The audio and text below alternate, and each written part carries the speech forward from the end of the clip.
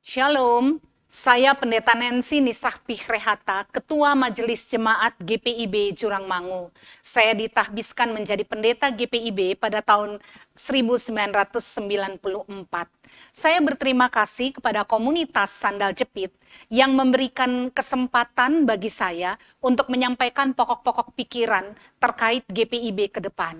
Kepada saya diberikan 4 pertanyaan yang saya rangkum menjadi materi sharing saya saat ini, dan saya beri judul GPIB di Tengah Perubahan. Nah, terkait dengan GPIB di tengah perubahan, ada kalimat yang mengatakan, have you noticed that the world is changing? Apakah kita tahu dunia ini sedang berubah dan gereja ada di dalamnya? Apakah gereja itu mau tetap stagnan di tengah perubahan, atau gereja itu melihat perubahan, menyesuaikan dengan perubahan, dan melakukan hal-hal yang baik di tengah perubahan tersebut? Itu pertanyaan untuk GPIB. Saya akan memberikan beberapa contoh tentang perubahan-perubahan yang terjadi. Misalnya, World Bank pada tahun 2020 lalu merilis sebuah data bahwa 40% penduduk dunia itu berusia di bawah 25 tahun. Dan kondisi ini berhadapan dengan sistem pendidikan yang berhadapan dengan a world that no longer exists, atau dunia yang tidak ada lagi.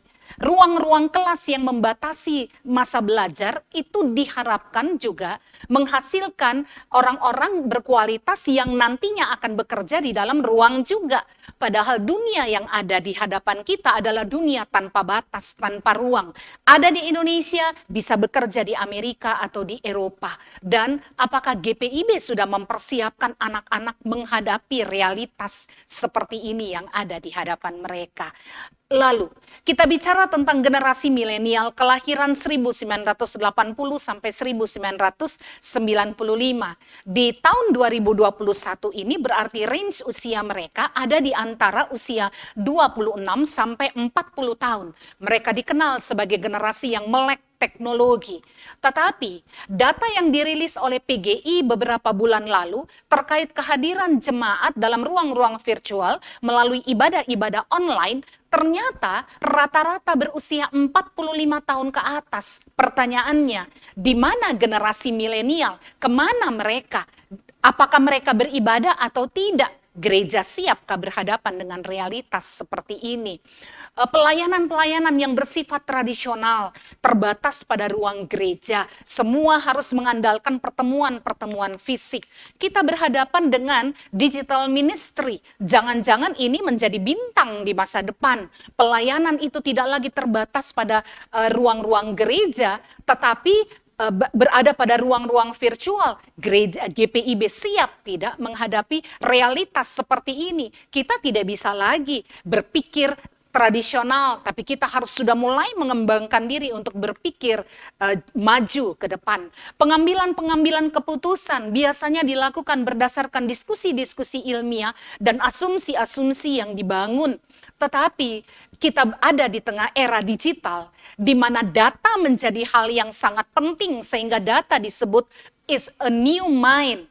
Ya, sesuatu yang kaya, yang dibutuhkan sekali untuk pengembangan gereja ke depan. Sejauh mana database yang dimiliki oleh GPIB sekarang ini sudah lengkap? Apakah sudah dikumpulkan dengan baik? Saya akan jelaskan berikutnya. Teologi memang yang utama, tetapi GPIB adalah sebuah organisasi besar yang perlu diolah dengan profesional. Teologi itu memang menghasilkan hal-hal baik dan positif dalam pelayanan-pelayanan untuk pekerjaan Tuhan.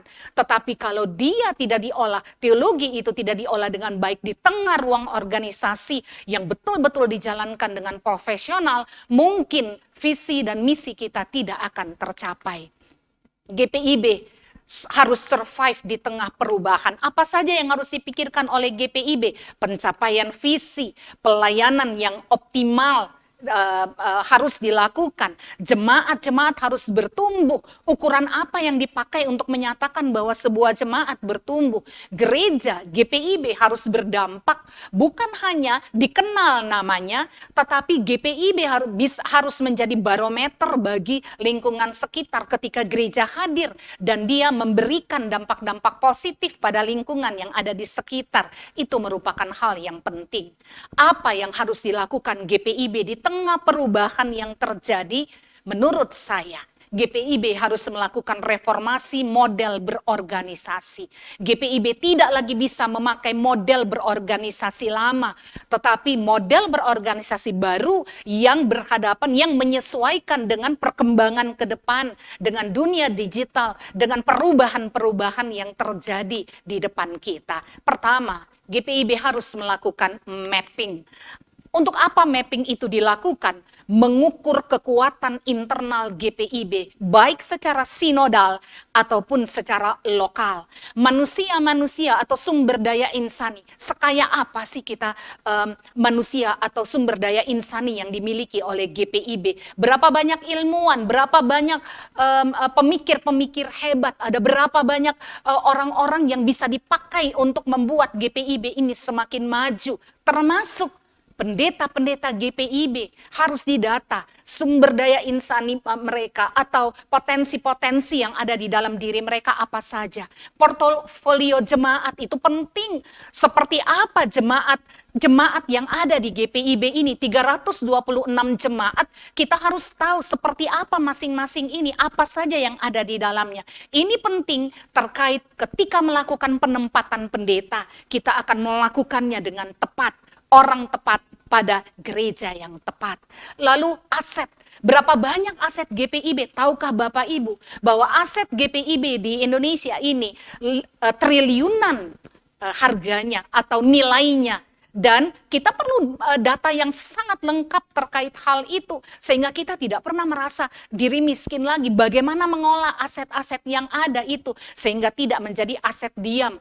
Teknologi yang dimiliki oleh gereja-gereja, siapkah kita berhadapan dengan dunia digital yang ada di hadapan kita? Gereja-gereja lokal secara teknologi mereka juga harus siap. Seberapa siapkah selama ini?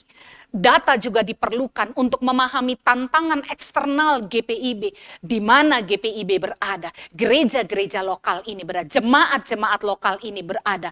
Tantangan apa saja yang dihadapi? Perpindahan domisili jemaat, radikalisme, gereja aliran baru, pandemi, entah apa lagi yang ada di depan. Tantangan-tantangan itu harus kita punya datanya supaya kita siap sebagai organisasi gereja yang besar menghadapi realitas yang ada di depan. Dengan data yang kita miliki, kita bisa olah guna menganalisa kekuatan yang dimiliki dan meningkatkan kinerja organisasi GPIB untuk menerapkan strategi pelayanan terbaik.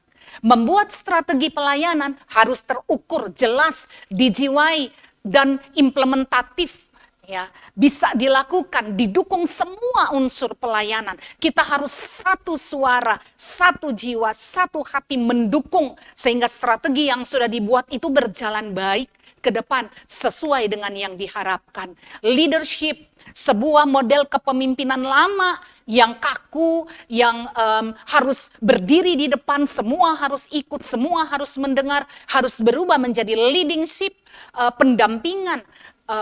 Kemudian diskusi-diskusi itu semua melahirkan keputusan-keputusan yang didukung oleh semua pihak untuk berjalan ke depan. Bicara tentang leadership, bagaimana profil leadership GPIB secara khusus karena gereja GPIB ini organisasi-organisasinya dipimpin mayoritas oleh pendeta, maka kita harus siapkan pendeta-pendeta GPIB yang dibekali dari keilmuan problem solving, decision making, conflict management, strategic management, teamwork, effective leadership dengan serius bukan hanya diberikan pembinaan, tetapi melakukan pendampingan, diskusi-diskusi, kita melakukan controlling sehingga pendeta-pendeta GPIB benar-benar memahami hal ini. Potensi dan kompetensi pendeta GPIB harus direvitalisasi kembali. Pendeta GPIB harus menjadi agent of change di jemaat-jemaat,